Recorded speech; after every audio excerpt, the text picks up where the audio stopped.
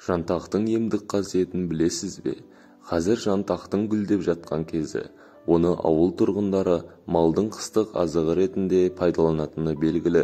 Ал емдік қасиеті туралы біреу білсе, біреу білмес. Осыдан бірнеше жыл бұрын менің өтім толып қала беретін. Асқазаным қыжылдайтын да, қалаған нәрсемді жей алмай қор болатынмын. Тіпті кейде астың сіңуінің өзі қиынға соғушы еді. Дәрігерге көрініп, үнемі дәрі қабылдаумен жүретінмін. Бірақ дәрі ішуден, укол салдырудан да адам шаршайды екен.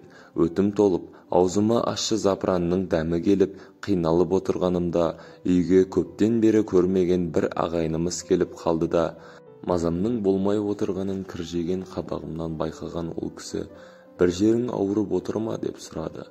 Мен ас қорыту жолдарының дұрыс жұмыс істемейтінін айтып ем. Ол дәл қазір жантақтың гүлдеп жатқан кезі. Соны көп қылып орып әкеліп қойда, майдалап турап, шай секілді демдеп ішіп жүр, аттай болып кетесің деді. Туысымыздың жасы ұлғайып қалған кісі еді. Сөзіне сенер-сенбесімді білмедім. Қарттықпен бірдеңені шатастырып айтып қалса, бекерге уланып қалармын деп қорықтым.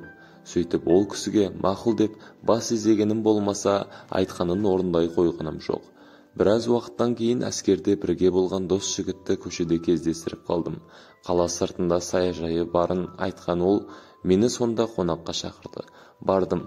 Таза ауамен тыныстап, есік алдындағы хауызына шомылдық. Досым кәуап әзірледі. Әйелі ет асты, дастарханды тәтті-пәттілерге толтырды. Көкөністерден жасалған салаттардан ғана ауыз тиіп, еттен жасалынған тағамдардан түртіп қана қойғанымды байқаған досым неге тамақ жемей отырғанымды сұрады.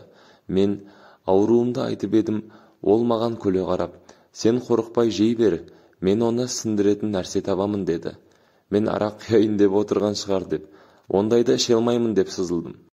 Сонымен досым маған күштеп кәуапты да, 5 бармақты да жегізді. Бірер сағаттан кейін әйелі шай дәмдеп әкелді. Дәмі өзгешелеу екен. Ішіп отырмын. Қандай шай деп сұрауға ұяламын. Не керек, қанша күшті тамақ жегеніммен сол күні мен түнде тыныш ұйықтадым. Запыран да мазаламады. Асқазаным да қыжылдаған жоқ.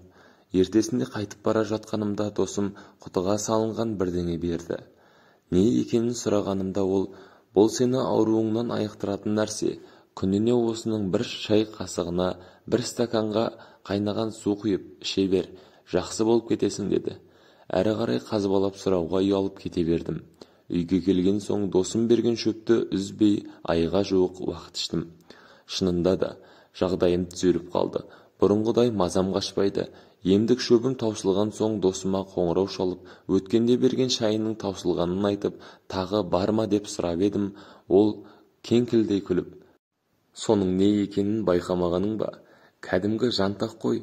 Соны гүлдеген кезде орып ал да, көлеңкеде кептіріп, ұнтақтап, шай қылып іше бер, бойыңда ауру қалдырмайды деді. Содан бастап жаз шықса, жантақ жинап алатын болдым. Сөйтіп оны шай ретінде ішіп жүремін. Құдайға шүкір, денсаулығым 100% жақсарып, өзім жасарып кеттім деуге болады. Жантақтың суыққа қарсы, ыстық түсіретін, жөтелді басатын, жараның аузын жиыратын, зәр айдайтын, іш қатуын болдырмайтын қасиеттері де бар. Ол геморройды да жақсы емдейді. Ем ретінде жантақтың гүлін тамырын пайдаланады. Іші қатып ауыратындар жантақтың алдын ала кептіріліп ұсақталған тамырының 2 шай қасығына 1 стакан қайнаған су құйып 7 минут қайнатады. Қараңғы жерде 30 минуттай тұндырып суытады. Содан соң осы қайнатпаның бәрін аш қарынға бірден ішіп қою керек. Ішті жақсы жүргізеді. Достар, қазақша арнаның дамуына үлес қосыңыз. Сіздердің жай ғана әрекеттеріңіз маған қуаныш сыйлайды. Арнама тіркеліп, лайк басуды ұмытпаңыздар.